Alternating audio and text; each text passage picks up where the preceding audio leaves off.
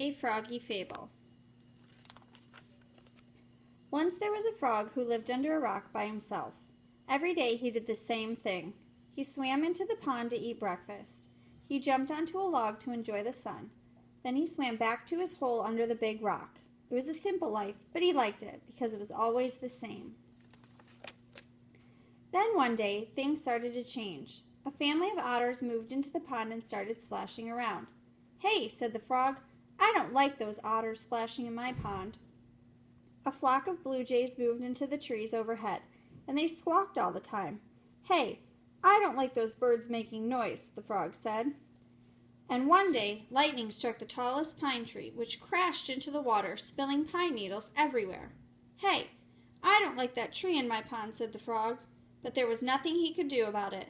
The frog crawled into the back of his hole and stayed there. He heard a voice behind him. "Why are you so sad?" It was a small caterpillar. "I'm sad because everything is changing," said the frog. "I'm glad things change," the caterpillar replied. "Someday I hope to change into a butterfly. Trees change, flowers change, even mountains and mighty rivers." The frog just turned back toward the wall. He wanted to cry. The caterpillar left, but the frog stayed in his hole. Then one morning, something utterly unexpected happened. The rock over the frog's hole was lifted into the air. To the poor frog's bewilderment, a jar came down on top of him, and he was whisked away in the hands of a young boy.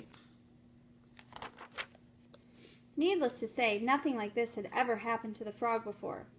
The terrified frog was jostled and jumped and bumped on the boy's bike. They traveled a long time, when suddenly the bike hit a rock. The jar went flying and the frog fell behind some tall weeds. He sat very still until it was safe. When the frog finally crept out, he found himself in a strange and unfamiliar place. He was lost. The frog wandered until it got dark, then took shelter for the night in a hollow tree. The next morning he kept on hopping, but just seemed to get more lost. Weeks went by, and the frog encountered many dangers and many wonders. Then, one afternoon, when he had just about given up all hope of finding his home, he heard a noise from far away, a familiar voice.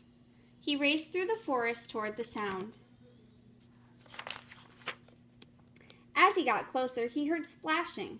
Finally, he emerged into a clearing and saw a beautiful pond, his pond. He was so happy to see the blue jays flapping overhead. He was so happy to see the otters splashing in the water.